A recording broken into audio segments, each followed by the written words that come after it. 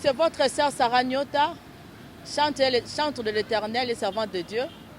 Je tiens à remercier mon papa Michel Chako pour cette occasion qu'il m'a donnée pour partager de cette pensée qui monte dans mon cœur là, partager avec vous. Et je tiens à vous remercier tous qui vous êtes en train de nous suivre. Soyez bénis au nom de Jésus. Ah oui, à cette occasion de le mois de la femme,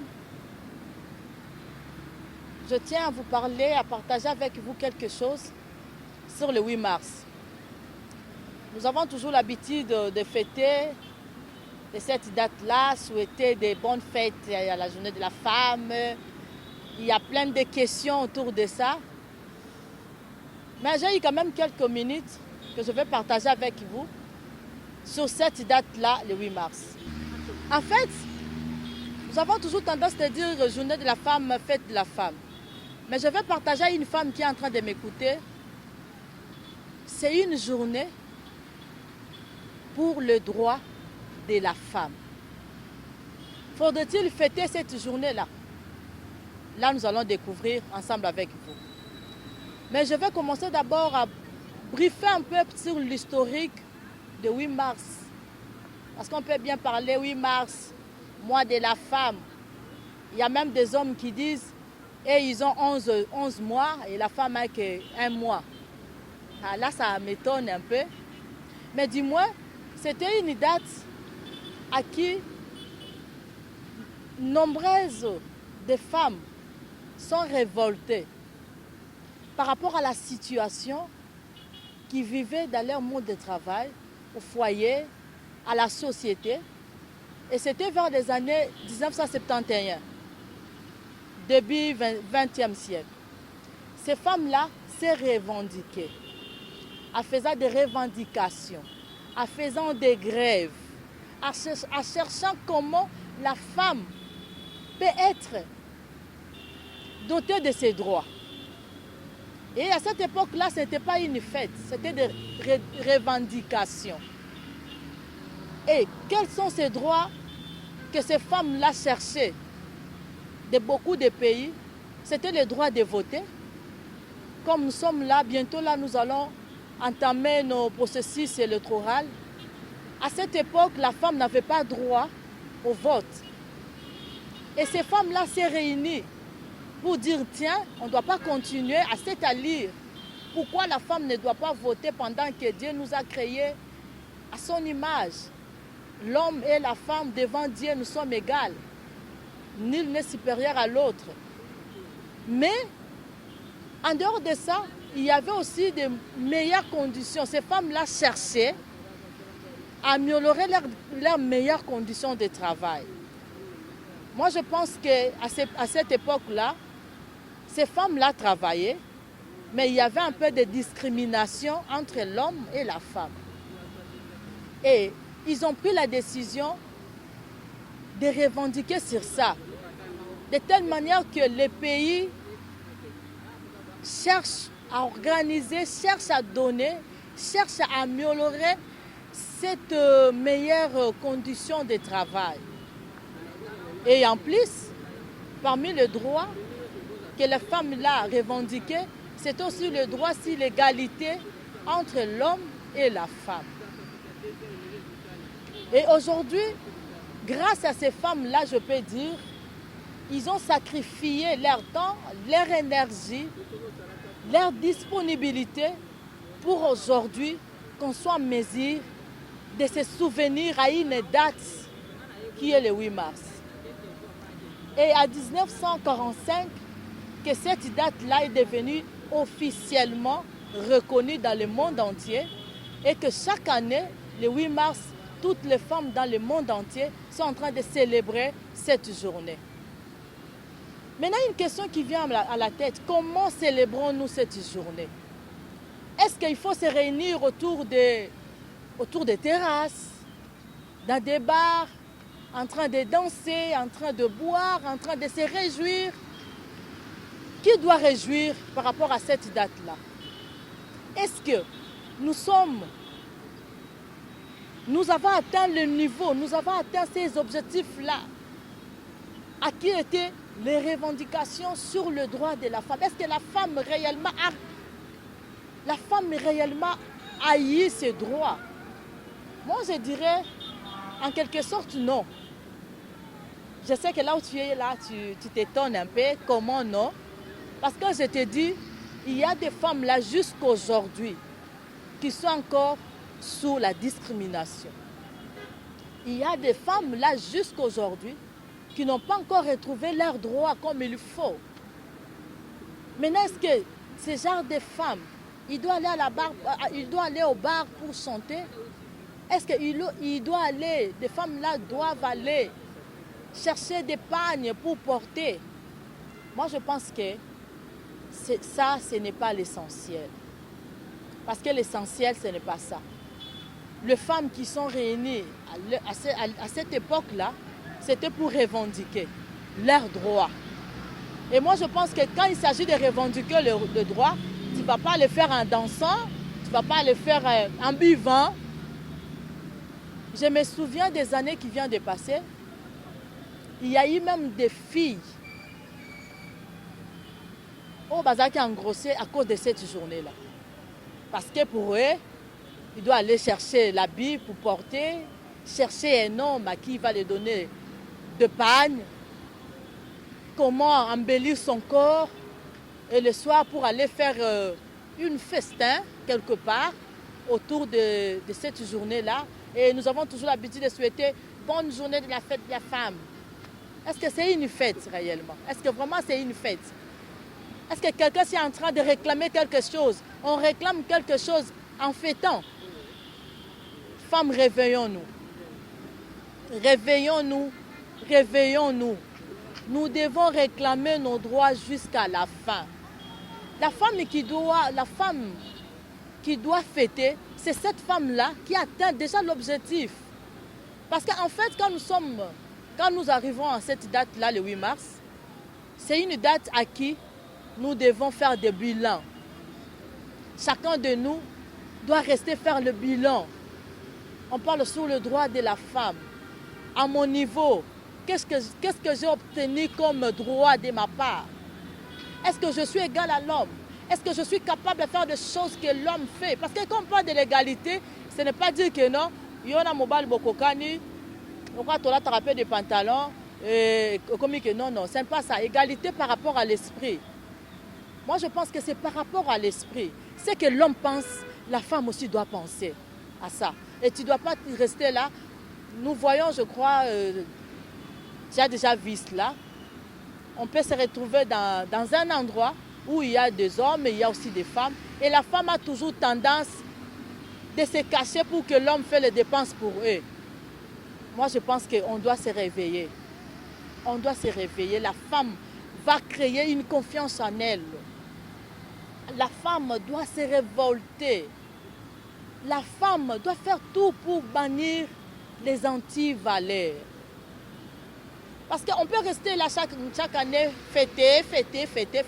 Raison pour laquelle les hommes ils disent qu'ils ont 11 jours, 11 mois, et la femme n'a qu'un mois. En réalité, ce n'est pas ça.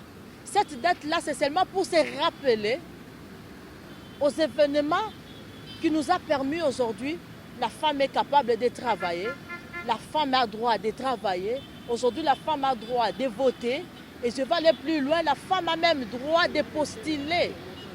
Parce que tel que tu es là, tu peux aussi postuler. Tel que tu es là, tu peux aussi être placé dans de grandes institutions. Quitte à nous femmes, de se réveiller. Laissons d'abord des distractions là. Fête, oui. Toi, tu es en train de fêter. Qu'est-ce que tu as déjà gagné autour de cette journée? Cette journée t'a apporté quoi? Quel est l'ajout de cette journée? Au lieu de rester peut-être en train de fêtoyer, au lieu de rester peut-être en train de penser, je vais porter quoi? Je dois aller où? Mais moi, je pense que nous devons rester comme il y a déjà d'autres femmes qui le font, se retrouver dans un endroit, parler, débattre sur un sujet quelconque, sensibiliser les femmes, mobiliser les femmes de telle manière que les femmes se réveillent. La femme doit se réveiller. Parce que si tu ne te réveilles pas, tu vas continuer à fêter cette année des années. Imaginez, c'était déjà dans le 20e siècle. Maintenant, nous sommes dans le 20e siècle. Qu'est-ce que tu as déjà bénéficié? Quel est le bilan? Quel est le bilan de cette journée-là? Quel est le bilan de cette journée? Et moi, en tant que votre sœur, je vais vous dire ceci. Mes bien-aimées sœurs, surtout à vous les filles, surtout à vous, tu vas prendre une décision. Parce que tu ne vas pas te comporter en tant que femme seulement le 8 mars. Tous les jours-là, tu es femme et tu resteras femme. Tu vas te révolter. Au lieu de rester en train de courir derrière un homme, en train de mendier, tu peux prendre la décision de ta vie. Parce que Dieu a déposé en toi quelque chose, tu es utile devant Dieu, comme cet homme-là. Réveillons-nous, femmes. Réveillons-nous. Il est grand temps. Il est grand temps d'arrêter d'abord les histoires des fêtes.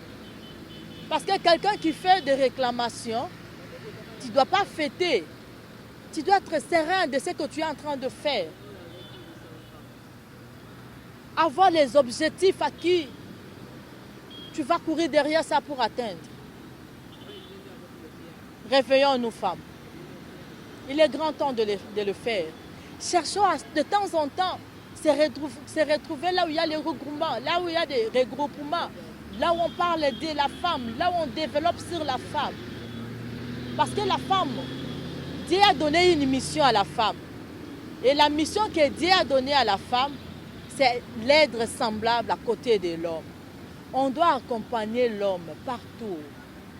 Partout où l'homme est, la femme doit être là. La femme aussi doit faire quelque chose. L'homme ne doit pas rester seulement là.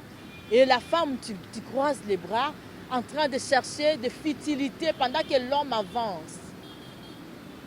Je vous aime bien. Vous et moi, réveillons-nous. Prenons cette attitude que ces femmes-là avaient.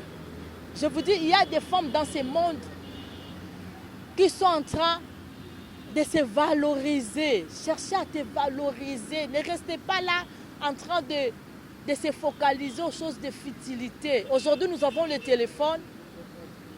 Et le téléphone nous sert à nous communiquer. Et dans le téléphone, aujourd'hui, il y a plein de bonnes choses et de mauvaises choses. Tu peux t'instruire au téléphone.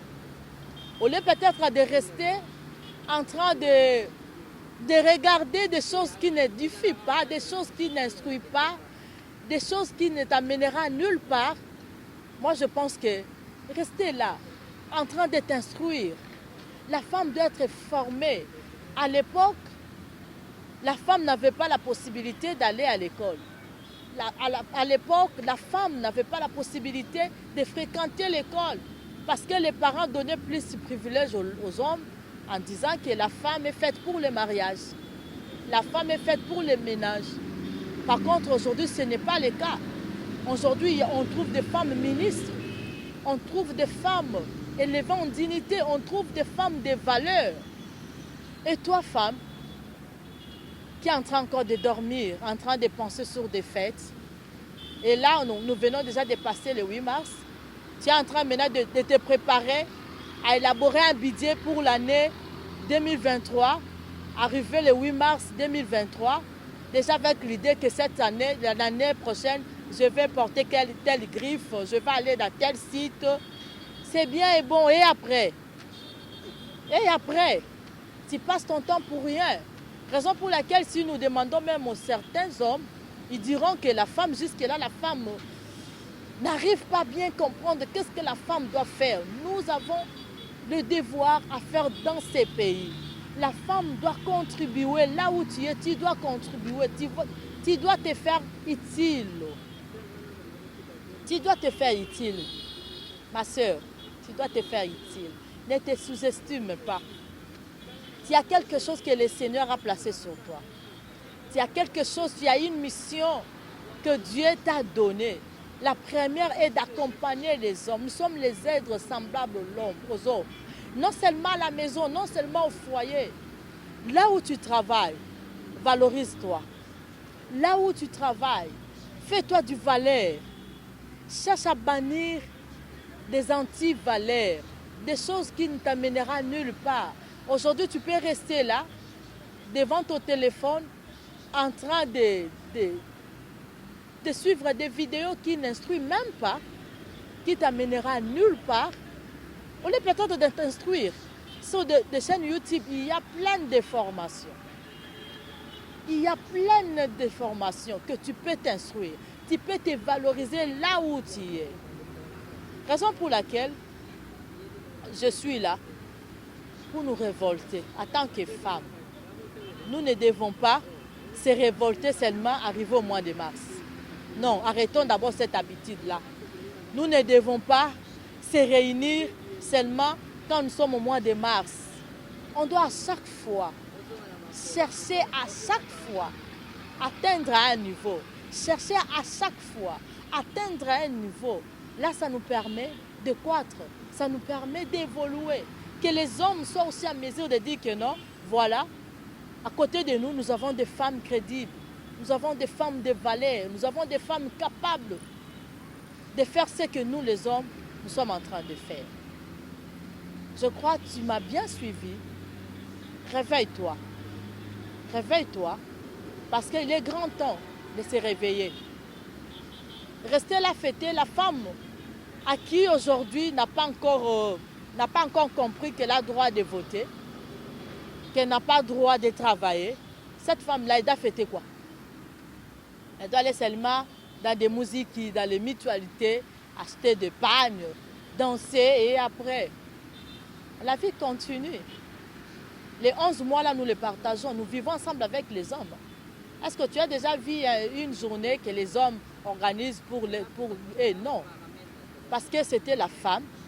La femme était...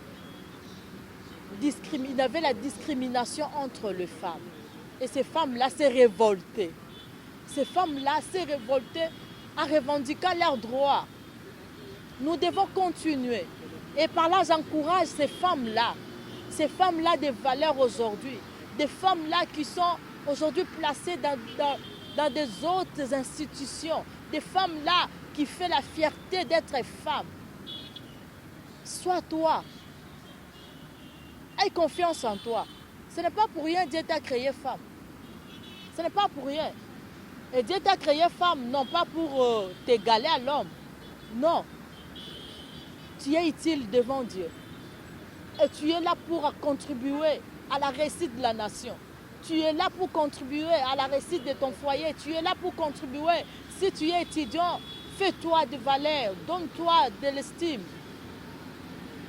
Souvent, on sait que les filles, les étudiantes, restent là dehors en train de déambuler partout parce qu'elles savent qu'à la fin de l'année, elles doivent aller contacter tel et tel professeur pour aller corrompre, pour aller donner de l'argent. Et fin de compte, tu passes de l'année. Oui, c'est bien. C'est bien parce que tu as passé de l'année. Maintenant, quand tu seras au monde professionnel, est-ce que sera-t-il capable de défendre les diplômes que tu as? Souvent, ce sont des hommes qui restent dans les auditoires. Ce sont des hommes qui restent là. Et les femmes sont en train de parler des choses inutiles, tantôt avec le téléphone, choses graves, même à l'église. La femme aime plus le téléphone. En tout cas, je sais que tu m'as bien compris. Et à la prochaine occasion, nous allons encore développer un autre sujet autour seulement de la femme. Parce que j'aime bien parler de la femme. Je suis fière d'être femme. Parce que ce n'est pas pour rien Dieu m'a créé femme. Et Dieu a déposé en moi des valeurs à qui je dois mettre au service du peuple, au service de la nation. Merci beaucoup à toi qui m'as suivi. Merci beaucoup à toi à qui tu es en train de te chercher, de te faire des valeurs, d'être une femme de valeur. Vraiment, j'ai du respect à vous. les femmes du Valais. Continuons avec ça. Et le Seigneur est là. Il ne va pas nous laisser parce qu'il nous a envoyés sur terre avec une mission bien précise. Soyez bénis, peuple de Dieu. Et je suis arrivée à la fin pour aujourd'hui. Et je ne vais pas quand même finir comme ça. Je vais faire quand même quelques coucous à tous les hommes de Dieu. Je fais coucou à mon papa Michel Chako et avec maman Julie Chako. Que le Seigneur vous bénisse encore. Que le Seigneur vous bénisse encore. Et papa Michel Chako, que le Seigneur vous bénisse encore énormément. Et à ma famille, à mon mari, à toute l'équipe, en tout cas que le Seigneur vous bénisse. Soyez bénis et à la prochaine. Abonnez-vous sur notre chaîne, cliquez sur la cloche de notification pour ne rien rater de nos publications.